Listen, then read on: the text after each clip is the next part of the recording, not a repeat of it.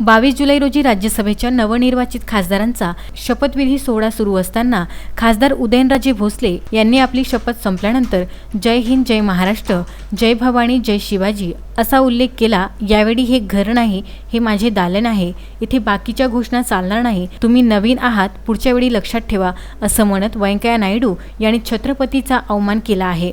व्यंकय्या नायडूंनी ज्या पक्षासाठी आयुष्य झिजवलं त्या पक्षाने सुद्धा छत्रपती का आशीर्वाद, चलो चले मोदी के साथ अशा घोषणा देतच सत्तेपर्यंत पोहोचण्याचा मार्ग सुकर बनवला आहे, हे विसरू नये। संसदेत जर हर हर मोदी, घर घर मोदी सारख्या घोषणा चालतात तर अवघ्या जगाला स्वाभिमान आणि राष्ट्रनिष्ठेची प्रेरणा देणाऱ्या छत्रपती शिवाजी महाराजांच्या नावाला आक्षेप का, अशा आशयाचे निवेदन अमरावती शिवसेनेतर्फे जिल्हाधिकाऱ्यांना देण्यात आले।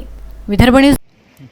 आज व्यंकय्या नायडू यांनी ज्या छत्रपती शिवाजी महाराजांचा जयघोष संपूर्ण भारतात नव्हे तर विश्वात होतो आणि हिंदुत्वाची कास धरून ज्या छत्रपती शिवाजी महाराजांनी संपूर्ण देशात नव्हे तर संपूर्ण जगात नाव कमावलं, आज महाराजांचे पुतळे सगळ्यात जास्त जगात आहेत असा असामान्य व्यक्ती आपल्या भारतात होऊन गेला, याचं आज प्रत्येक भारतीयाच्या मनात गर्व आहे। आणि त्या छत्रपती शिवाजी महाराजांचा जयघोष करण्यासाठी किंवा त्यांचं नाव घेण्यासाठी कुणाची परवानगी कधीही लागली नाही आणि लागायलाही पाहिजे नाही।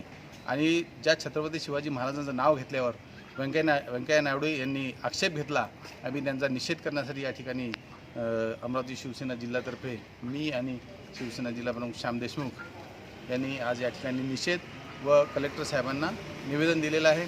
आणि आम्ही आज भारतीय जनता पार्टी व व्यंकय्या नायडू यांचा बहिष्कार करतो। त्यांनी आम्ही शासनापर्यंत आमच्या भावना पोहोचवल्या आहे की तात्काळ त्यांचा राजीनामा घ्यावा, अन्यथा शिवसेना यापुढे यापेक्षाही मोठं आंदोलन रस्त्यावर उतरून करेल। ब्युरो अमरावती।